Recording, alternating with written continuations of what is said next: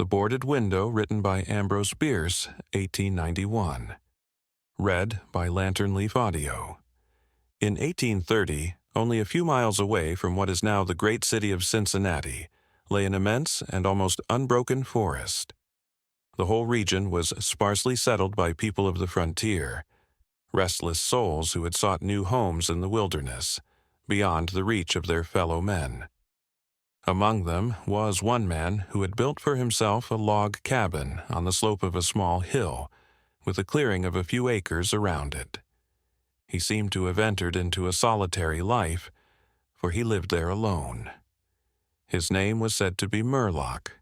He appeared about 60 years of age, but actually he was only 50. His hair and beard were white. His face had deep lines of sorrow. For many years he had lived alone, and it was believed he had a strange story, which made him avoid his neighbors. No one had ever been inside his house.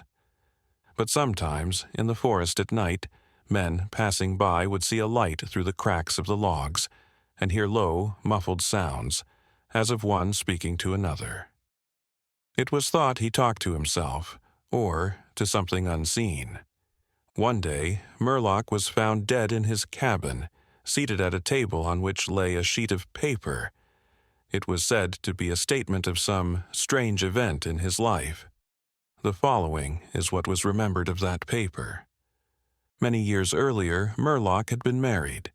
His wife was still young and beautiful. They lived in that cabin together, working the land. But one day she fell ill, and after a few days she died. Murlock was overwhelmed with grief. For 2 days he sat by her body, not eating, scarcely moving. At last, with the strength of despair, he prepared to bury her. He made a coffin of rough boards and dug a grave near the house. That night he placed her body on the table. With trembling hands he cut cloth into strips for a shroud. The face was already fixed and sunken, the eyes closed, the lips drawn tight, showing the teeth. He worked late into the night, and finally, exhausted, he lay his head down upon the table and fell asleep. It must have been near midnight when he was awakened by a sound, the long, wailing cry of a panther not far away in the forest. The cry was repeated, nearer than before. Then, from the darkness outside the cabin came another sound, a stealthy, creeping noise, soft but terrifying. He could hear the breathing of some great animal and the scraping of claws upon the door. Murlock sat frozen with fear, listening. The thing outside moved slowly around the cabin, then pushed against the door. But the door was strong, fastened with heavy bars. Suddenly, in the stillness, he heard another sound, a rustling and movement from the table where the body of his wife lay. He turned in horror. In the gloom he could see her form moving. For a moment he thought he must be dreaming, or mad. Then he saw distinctly her body stirred. The head turned slightly, the lips moved. At the same instant the window burst inward with a crash. A great panther leaped into the room.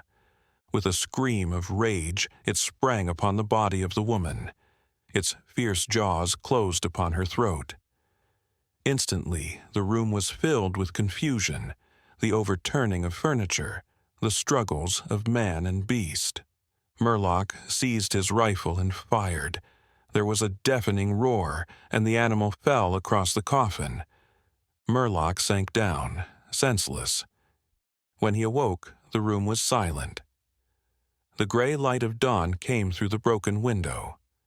On the floor lay the body of the panther, dead. But near it, on the table, was the body of his wife. Her shroud was torn, her face and throat were bloody, and her eyes were open. After that night, Murlock lived alone. The window through which the beast had entered was boarded up, and remained so until the day of his death.